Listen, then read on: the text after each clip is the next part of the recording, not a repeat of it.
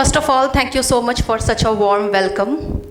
Thank you to the organizing committee in DPS for this opportunity and to TEDx platform for sure. So, good morning everyone. How are you all doing today? I need some energy in the room. How you all are doing today? Thank you for that. So to begin with, I would like you all to picture this.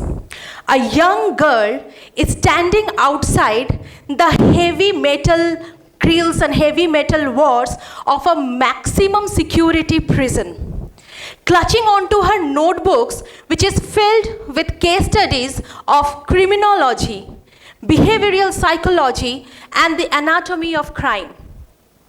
Now fast forward to few more years. That same girl is standing in a fancy glass building, pitching learning strategies in a corporate setup to global stakeholders in a big pharmaceutical company. Now, fast forward to a little few more years, and that same lady is standing in front of you all today, sharing with you all her unconventional journey, which goes beyond levels. Hello everyone, I'm Aparna Roy Singh, a learning leader by profession and a classical dancer and teacher by passion. When I tell this to people, sometimes it confuses them because we are conditioned to believe that seriousness must look singular, that careers must always follow a straight path, that science and art, logic and emotion, profession and passion cannot coexist together. But why not? Why do we believe that while growing up, we have to give away parts of ourselves? Why do we celebrate multitasking but not multiple dimensionality in people? That, for me, is the untold narrative of today. It is not about unheard struggles, but it is about the forgotten wholeness. Somewhere while building up our career, we tend to forget and leave our artistic side. We stop being dreamers. We stop being curious. We stop following the passion which is the very essence of our human existence. But I refuse to let that happen to me. And maybe that refusal laid the foundation of who I am today. Now let me tell you a little more about myself. I did my master's in sociology and psychology with a major in criminology. So if you would have met me years ago, standing outside prison gates trying to understand human behavior, you would have never imagined that I would be leading learning initiatives in a big pharmaceutical organization today. But life does not always follow a linear resume, isn't it? For me, my first classroom was not a corporate office. It was the society itself. I worked with NGOs, I visited correctional homes, and I still remember the first time I went into a prison. Let me clarify, not because I did something wrong, but because I was working with NGOs that demanded, going to them, listening to them. And when I went there, what I realized is that people outside already saw criminals inside. But when I sat across them with an open mind, trying to listen and not judge, I began to see stories. Now, let me share one such story with you all today. It was during that time that I met a young youth. He was imprisoned on charges of vandalism and inciting political unrest within his college campus. When I met him, I did not go with baggages. I went with an open mind, and I did not see the accusation. I did not just see a case file number. When I went to him, the first thing he told me was that I was innocent. I didn't do anything, and I believed him because I didn't just see the criminal that he was tagged. I saw a human being. I saw a student. I saw a dreamer. I saw his passion. I saw his pain and his fear. The society outside has already labeled him as criminal. But there is a saying in our judicial system that you are innocent until proven guilty.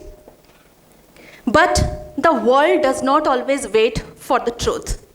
Just being at one wrong place, in one wrong circumstance, at one wrong moment can destroy everything. His future was taken away, his dreams were crushed. But what moved me the most is that that young man did not let that label become his identity.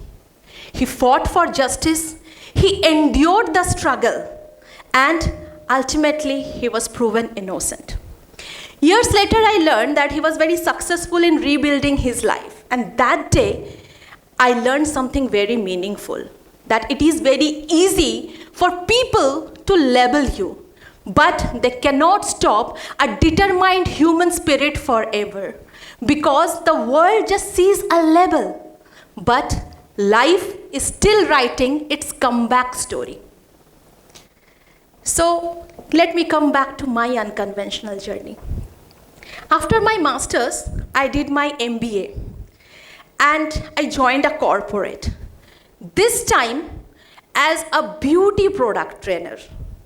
Now think about the transition for a moment. From prisons and criminology to beauty and skincare product training. In paper, it sounds very disconnected, isn't it? But now when I look back, every phase of my life was connected with one invisible thread. Understanding people, understanding human behavior, understanding human emotions that I learned while studying sociology, criminology, psychology. They became my biggest strength in a completely unrelated field. Years later, I continued my journey of training, learning, and development. And I joined another corporate where I was thrown into this sea full of sharks, wherein they were developing new e-learning modules, things were going digital. I took a step back because the world of learning was fast changing. Classrooms were becoming digital. The attention span of people were shrinking. People demanded bite-sized learning. Was I ready? No. To upskill myself, I did another course, a postgraduate qualification in instructional design.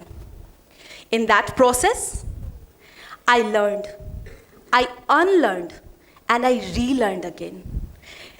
It was, trust me, it was not comfortable. It was very, very uncomfortable. But that taught me a great thing, that growth often begins where certainty ends. Today, I lead learning initiatives in a big pharmaceutical organization from the past 10 years. An industry I was never formally trained in. My background is not in pharmacovigilance or in medical sciences, biotechnology. No pharma expertise, no corporate lineage. Even today, trust me, I walk into rooms where medics and people are talking into technical languages, using jargons. But instead of doubting myself that do I belong here, I chose to ask, what can I learn from here? And today, I am helping those technical people to learn and stay compliant every day. So that shift made all the difference because I was not limited with industry language. I was driven by curiosity. And curiosity is the most underrated form of intelligence. Interestingly, while I was building my career, another part of me did not stop breathing with rhythm and movement. I am an Odissi classical dancer. Along with my professional journey, I hold this very close to my heart.